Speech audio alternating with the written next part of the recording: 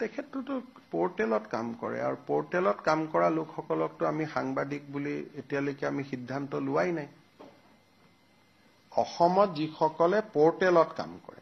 legacy media ৰাজ্য চৰকাৰে সাংবাদিকৰ স্বীকৃতি দিয়ে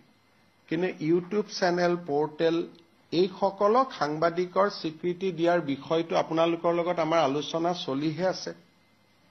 সিদ্ধান্তটো হোৱাই নাই আমি কোনো পোৰ্টেলক ডিআইপিআৰে সাংবাদিকৰ মৰ্যাদা আজিলৈকে দিয়া নাই তেওঁলোকে নিজে নিজে পোৰ্টেল চলাই আছে বেলেগ কথা ৰেজিষ্ট্ৰেচনো নিদিও আমি এডভাৰটাইজো নিদিও আই কাৰ্ডো নিদিও গতিকে এই ব্যক্তিজন অসম চৰকাৰৰ সাংবাদিকৰ সংজ্ঞাত তেখেত নপৰে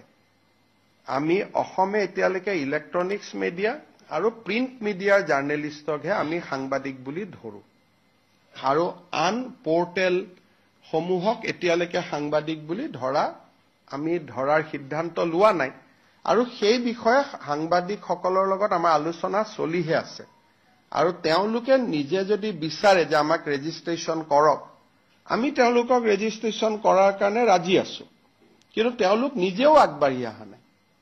সেইকাৰণে পোৰ্টেল জাৰ্নেলিষ্টসকলক যদিও ঘৰুৱা ভাষাত আমি জাৰ্নেলিষ্ট বুলি কওঁ কিন্তু তেওঁলোকক সাংবাদিকতাৰ স্বীকৃতি আমিও দিয়া নাই আৰু তেওঁলোকেও আমাৰ পৰা বিচৰা নাই গতিকে মই ভাবো যে এইটো এজন ইন্ডিভিজুৱেল ব্যক্তি আৰু তেনেকেতো অসমত বহুত কেছ ডেইলি ৰেজিষ্টাৰ হৈ থাকে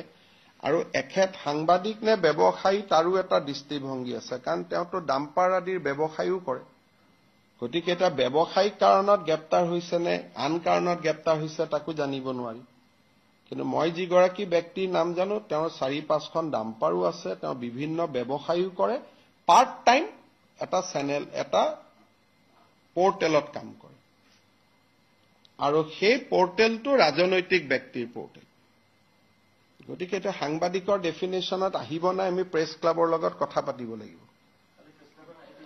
না প্ৰেছ ক্লাবে প্ৰতিবাদ কৰিছে কিন্তু প্ৰেছ ক্লাবৰ লগত এতিয়ালৈকে সিদ্ধান্তই হোৱা নাই যে পোৰ্টেলক সাংবাদিকত ধৰিম নে নধৰিম এতিয়া যদি তেওঁলোক আগবাঢ়ি আহে আমিতো ভাল পাম কাৰণ আজিলৈকে আমি এডভাৰটাইজো নিদিও একো নিদিও আমাৰ লগত কোনো সম্পৰ্কও নাথাকে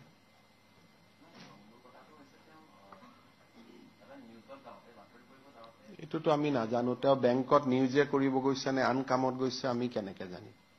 বা আন সাংবাদিকে কেনেকে তাৰ গ্যাৰেণ্টি ল'ব